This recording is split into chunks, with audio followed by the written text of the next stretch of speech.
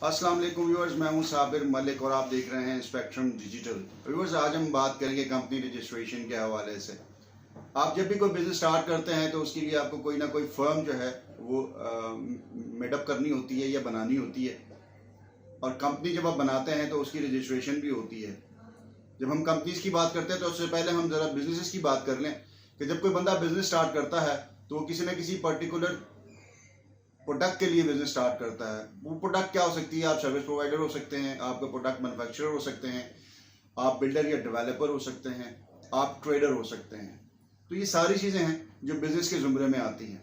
तो सबसे पहले हम जो चीज़ डिस्कस करेंगे वो है कंपनी रजिस्ट्रेशन।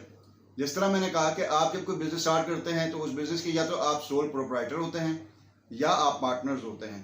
जब आप पार्टनर्स होते हैं तो आप प्राइवेट लिमिटेड की तरह से कंपनी रजिस्टर कराते हैं। जब आप सोल प्रोप्राइटर होते हैं तो आप एसएमसी यानी सिंगल मेंबर कंपनी भी प्राइवेट लिमिटेड रजिस्टर करा सकते हैं या आप अपने एनटीएन पे भी बिजनेस स्टार्ट कर सकते हैं। व्यूअर्स, यहाँ हमारे लिए ये समझना बहुत ज़रूरी है कि जब हम सोल प्रोप्राइटर होते हैं और आप सिर्फ अपने एनआईसी पे कंपनी रजिस्टर करके जब कोई हम बिजनेस स्टार्ट करते हैं तो उसके एडवांटेजेस क्या होते हैं, इसके फ़वाइद क्या होते हैं और उसके नुकसान क्या होते हैं। इसी तरह से जब हम बात करते हैं एसएमसी की यानी सिंगल मेंबर कंपनी की, जो आप प्राइवेट लिमिटेड के तौर पे भी रजिस्टर करा सकते हैं या अगर आप पार्टनर्स हैं तो आप उस तरह से भी प्राइवेट लिमिटेड पे अपनी कोई भी कंपनी रजिस्टर करा सकते हैं। कंपनी कोई भी एबीसी हो सकती है, जो कंपनी का नाम आप रखते हैं उसी नाम से आप अपनी कंपनी को रजिस्टर कराते हैं। व्यूअर्स, सबसे पहले हम बात करते हैं सोल प्रोप्राइटरशिप की। जब हम सोल प्रोप्राइटरशिप की बात करते हैं और आप कोई भी business as sole proprietor start करते हैं तो आप अपने एनआईसी पे एक एनटीएन रजिस्टर कराते हैं। और जब आप अपनी फर्म रजिस्टर कराते हैं, जो भी नाम हम देते हैं वो नाम शायद कोई और बंदा भी इस्तेमाल कर रहा हो। यहाँ फ़र्क सिर्फ जो चीज़ डालती है या जिस चीज़ से इस बिजनेस रजिस्ट्रेशन में फ़र्क आता है वो आपका सिर्फ एनआईसी नंबर होता है, क्योंकि इसमें कोई ऑप्शन नहीं होता कि जी एक फर्म का नाम सिर्फ एक बंदा ही इस्तेमाल कर सकता है। तो कल कला को कोई अगर बिजनेस में कोई चीज़ होती है और आपका किसी कंपनी से सेम नेम का कोई चीज़ हो जाती है तो वहाँ आपके लिए जो प्रॉब्लम क्रिएट होती है वो ये होती है कि हो सकता है वो लायबिलिटीज़ आपके जुमरे में आ जाएं। लेकिन चूंकि होता है सिलसिला एनआईसी का फ़र्क होता है तो लेकिन प्रॉब्लम ज़रूर क्रिएट होती है। एक तो चीज़ ये है। दूसरी चीज़ ये है कि जब आप सोल प्रोप्राइटर होते हैं तो आपकी जो लायबिलिटीज़ होती हैं, इन केस अगर वो बिजनेस आपसे रन नहीं होता किसी प्रॉब्लम की वजह से, तो उस पे जो लायबिलिटीज़ होंगी कंपनी पे, चूँकि आप सोल प्रोप्राइटर हैं तो आपके जो एसेट हैं वो कंपनी के एसेट शुमार होते हैं। और जब हम कंपनी एसेट की बात करते हैं या कंपनी लॉस या प्रॉफिट की बात करते हैं तो वहाँ आप इंडिविजुअल होते हैं। यानी अगर नुकसान होगा तो वो पूरा नुकसान आपका होगा, फ़ायदा होगा तो वो पूरा फ़ायदा आपका होगा। ये भी एक किस्म की लायबिलिटी हो जाती है कि आपके पर्सनल जो एसेट्स हैं वो भी कंपनी एसेट में काउंट होते हैं। तो अगर कोई चीज़ ऐसी होती है, अल्लाह ना करे आपको बिजनेस में नुकसान हो जाए और आपके जो वेंडर्स हैं उनको अगर आपने कुछ पेमेंट्स करनी है या उनकी कोई लायबिलिटीज़ आपकी फर्म पे हैं, तो अगर आप गाड़ी रखते हैं या अगर आप घर रखते हैं या कोई भी एसेट ऐसा जो पे ऑफ कर सकता हो, तो वो चीज़ पे ऑफ करेगी आपकी पर्सनल एसेट, पे ऑफ करेगा आपकी कंपनी लायबिलिटी को।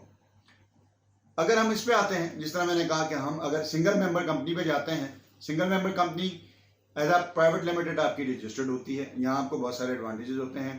इसी तरह से कुछ एडवांटेज जो हैं वो ये हैं कि जब आप एसएमसी की बात करते हैं और प्राइवेट लिमिटेड की बात करते हैं तो जो नाम आप अपनी कंपनी का यूज़ कर रहे हैं वो एसईसीबी में रजिस्टर्ड होने के बाद कोई और शख्स या कोई और बिजनेसमैन उस नाम को यूज़ नहीं कर सकता। दूसरा एडवांटेज इसका ये है कि जब आप कोई single member company private limited बनाते हैं, एबीसी कोई भी नाम जो भी आपकी फर्म का है वो आप रख के एसएमसी के हवाले से, प्राइवेट लिमिटेड के हवाले से आप अपनी फर्म रजिस्टर कराते हैं, तो जो आपके कंपनी लायबिलिटीज़ हैं वो कंपनी पूरा करेगी रादर देन कि आपके पर्सनल एसेट जो हैं वो आपके कंपनी एसेट में शुमार हों। तो बहुत सारे एडवांटेजेस भी हैं जो आप प्राइवेट लिमिटेड से ले जाते हैं। यहाँ एक बहुत इंपॉर्टेंट क्वेश्चन जो लोग पूछते हैं अक्सर वो ये होता है कि जी प्राइवेट लिमिटेड के बहुत सारे बखेड़े होते हैं, बहुत सारी लायबिलिटीज़ होती हैं, ऑडिट भी कराना पड़ता है और इसी तरह की बहुत सारे जो एक्सपेंसेस हैं वो आपके बढ़ जाते हैं। तो एक्सपेंसेस आपके तब बढ़ते हैं जब आप अपना बिजनेस एक्सपेंड करते हैं। जब आप प्राइवेट लिमिटेड में जाते हैं तो वहाँ जो सबसे बड़ा एडवांटेज है वो ये है कि एक टर्नओवर है। अगर साल में आपका टर्नओवर 1 मिलियन यानी 10 लाख रुपये या 10 लाख रुपए से कम है तो आपको ऑडिट जो है वो रिक्वायर्ड नहीं होता। तो ये तो बहुत एक अच्छा एडवांटेज है। इस तरीके से मैंने और भी आपको चीज़ें बताई हैं। तो प्राइवेट लिमिटेड के बहुत सारे एडवांटेजेस भी हैं। दूसरा, कभी आपने बिजनेस एक्सपेंड करना हो तो फिर आपको किसी और चीज़ को करने की ज़रूरत नहीं होती। आप चूँकि प्राइवेट लिमिटेड होते हैं तो अपना बिजनेस आप एक्सपेंड कर सकते हैं, आप उसी फर्म को यूटिलाइज कर सकते हैं। सिंगुलर जब आप बात करते हैं सोल प्रोप्राइटर की, और जो आप NIC बैंक कंपनी रजिस्टर कराते हैं, उसमें बहुत सारी प्रॉब्लम्स भी क्रिएट होती हैं कि जब आपने बिजनेस एक्सपेंड करना हो, एक शहर से दूसरे शहर जाना हो, तो उसमें बहुत सारी चीज़ें आपके लिए प्रॉब्लम क्रिएट करती हैं।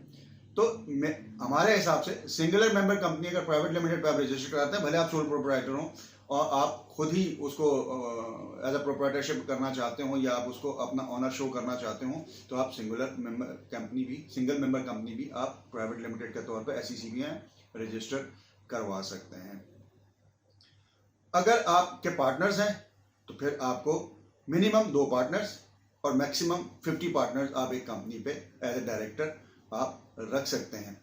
अब ये जो पार्टनरशिप के हवाले से चीज़ें हैं, ये हम इंशाल्लाह अपने अगले किसी वीडियो में ज़रूर डिस्कस करेंगे। आज हम सिर्फ जो बात कर रहे थे वो सोल प्रोप्राइटरशिप पे बात कर रहे थे, और सिंगल मेंबर कंपनी जो एज प्राइवेट लिमिटेड आप SEC में रजिस्टर कराते हैं, हम उसकी बात कर रहे थे। तो नाज़रीन, मैं उम्मीद करता हूँ आज की जो वीडियो है उससे आपको कुछ ना कुछ मालूमात ज़रूर मिली होंगी। फर्दर अगर आपको कोई डिटेल रिक्वायर्ड है तो हमारा WhatsApp नंबर, हमारे ऑफिस का नंबर स्क्रीन पर आ रहा है, आप इन नंबर्स पे कॉल कर सकते हैं और जो भी आपकी प्रॉब्लम है वो हमसे डिस्कस कर सकते हैं।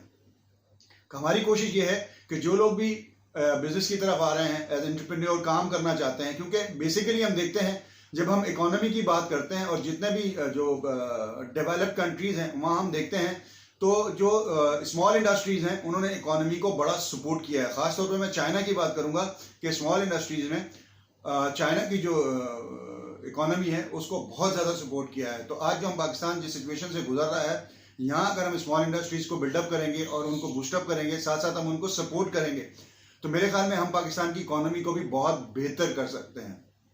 तो उसके लिए हमें जो स्मॉल इंडस्ट्रीज है उसको सपोर्ट करना पड़ेगा। तो जो भी कारोबारी हज़रात हैं और जो लोग अपना जहन कारोबार की तरफ बना रहे हैं, उनके लिए जो पहला स्टेप होता है वो यही होता है कि वो बिजनेस स्टार्ट कैसे करें और अपनी कंपनी बनाएं कैसे। तो उसी हवाले से जो आज का हमारा टॉपिक था, हमने उस पर बात की।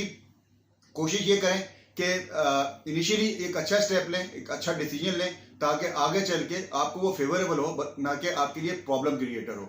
और बिजनेस का हमेशा असूल रहा है कि स्ट्रेस लेस बिजनेस होना चाहिए। आपके जहन पे कोई स्ट्रेस ना हो ताकि आपके डिसीजन गलत ना हो, क्योंकि बिजनेसेस जो हैं वो हमेशा डिसीजंस पे चलते हैं और हमेशा जो अक्लमंद लोग हैं या सयाने लोग हैं वो कहते थे कि right decision on right time जो है वही आपके फ्यूचर को भी सिक्योर करता है और आपके बिजनेस को भी सिक्योर करता है।